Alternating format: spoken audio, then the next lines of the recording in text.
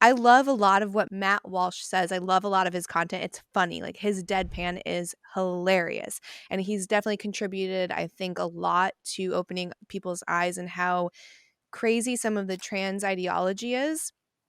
With his, series that he did, or documentary that he did with Daily Wire, that What is a Woman?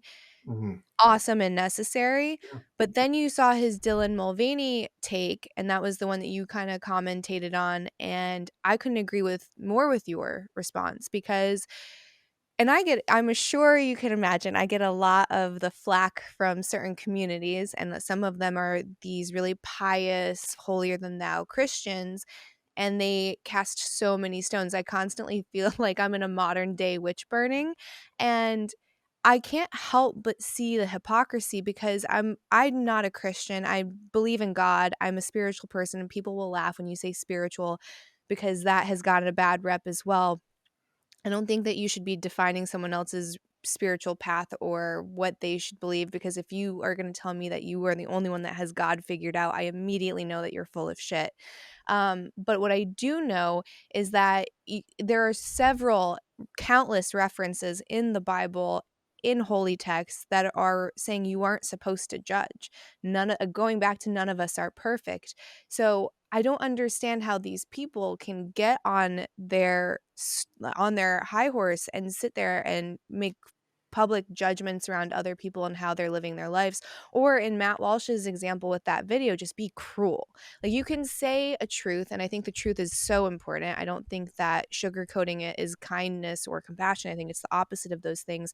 But I think when you use cruelty instead of what could be good judgment. I don't think even all judgment is bad. Like, judgment with the sense of improvement, self-betterment, trying to help someone recognize a wrongdoing, versus judgment to just dunk on somebody or be cruel or one up or prove a point. Yeah. I think the reason that bothered me is probably a similar thing to you, is like, he puts the label out there that he's a Christian speaker. He's a Christian person. And I like adopted Christianity pretty late in life. I mean, like a year and a half ago, I got like Oh, baptized wow. as an adult and stuff like that. It was a long process to get me there. But it's the biggest message. At one point in the Bible, they asked Jesus, like, which commandment's the most important one? He said, like, love your neighbor. Like, loving each other is the most important one. And what Matt Walsh does, I agree with you. I think it's important. I think there's a lot of stuff in trans ideology that's crazy. And I've had like 9 different transgender people on my podcast to talk to them, because I'm just curious, Mhm. activists and like MAGA hat wearers and stuff like that who are all trans.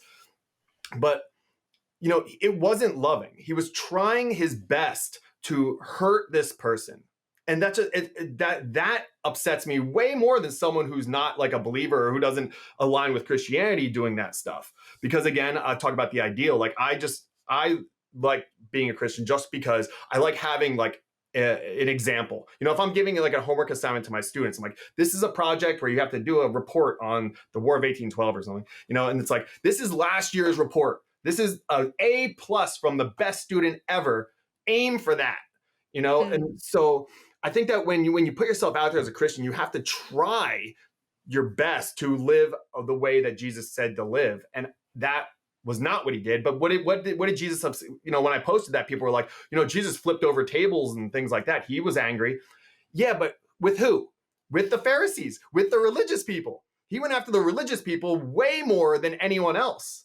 And they said that he was wrong and blah, blah, blah. And they're the ones who killed him. So he had the biggest tension with the religious people. So, that bothered me in a whole bunch of different levels. Also, if you do believe that these people who are trans, like Dylan Mulvaney, if you're going to say Dylan Mulvaney is sick, and you can make that argument, that has some sort of mental illness, some sort of narcissistic, mental illness, whatever.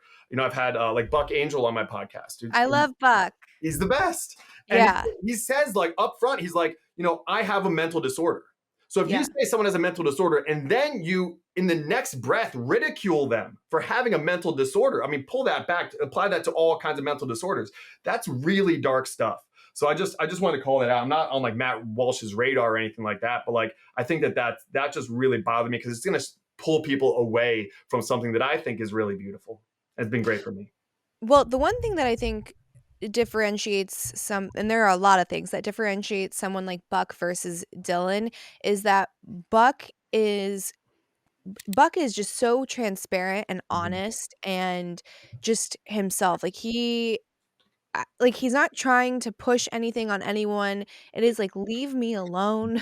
I'll leave you alone," and we can both recognize these pillars of reality still, which are so fundamental, where I think with Dylan, and obviously I'm not a doctor, so take this with, like, a handful of salt, but it doesn't seem to be the same thing. Like, I wouldn't think that Dylan has gender dysphoria. I think it's more narcissism, like you said, and I think that there's probably more sympathy for certain ailments where narcissism doesn't seem to have any sympathy online because again, I don't know how much of this is within a person's control or not and how much of it is conscious, but it kind of seems like a very Machiavellian kind of dark triad trait. Like, I'm just going to take and I'm very selfish, and I think that's the difference is Buck is just trying to be Buck, Dylan is trying to be famous. Yeah. Yeah, and it's a fast track to being like called a hero. And but we're seeing that in schools now too. Just to transition back into education, like that's a real thing. Is for kids who are they might be on the spectrum, they might just be oddballs. Like there's a lot Mhm. of oddballs, and I love the oddballs. Like they're fun. But it's like a way to I'm not accepted, I'm not accepted, I'm not accepted. No one likes me. But if I take on this personality trait, then I am a hero. Abigail Schreier's book is pretty interesting about that, about a lot of girls transitioning and the social contagion element. I was talking to a teacher, a friend of mine who's in Maryland. I'm not sure, man or woman at the school. Someone transitioned, one of the teachers transitioned, and then by the end of the year, they transitioned at the beginning of the year. By the end of the year, like 5 kids in their class, like fourth grade, 5 kids or something like that, like were now like non-binary or transitioning. Like Whoa. there is clear evidence to show that it's a social contagion element. Like if you look at like the instances of like childhood transition, it's like a hockey stick. Like it's going up a lot. So we have to understand what that is. It can't just be like now they feel comfortable to do it. That's just an assumption. Let's get some science behind some social science behind this. But that's a concern because I had Chloe Cole on my podcast as well. I'm Mm. familiar with her story, but she Yep. was autistic and transitioned and got a double mastectomy at like 15 or something like that, and then at 16 realized like, oh wait, I'm not trans, I'm autistic. It's a terrible. I mean, the conversation, I was like holding back tears the whole time. It was such a sad story, and she gets no sympathy. Same way Buck, who was like a real pioneer, the first person to Yeah. get top surgery in LA. I think he said like early 1990s, and now he's a transphobe. And now Chloe Cole, this child who went through this horrible traumatic thing, it gets no sympathy. Like, we're so different in the way that we apply empathy. This person gets empathy, but not this person. Like this group gets empathy, but not that group. Mhm. It's really weird. I don't like it. I'm just trying to have conversations, try and understand it more, and help people see that kind of stuff.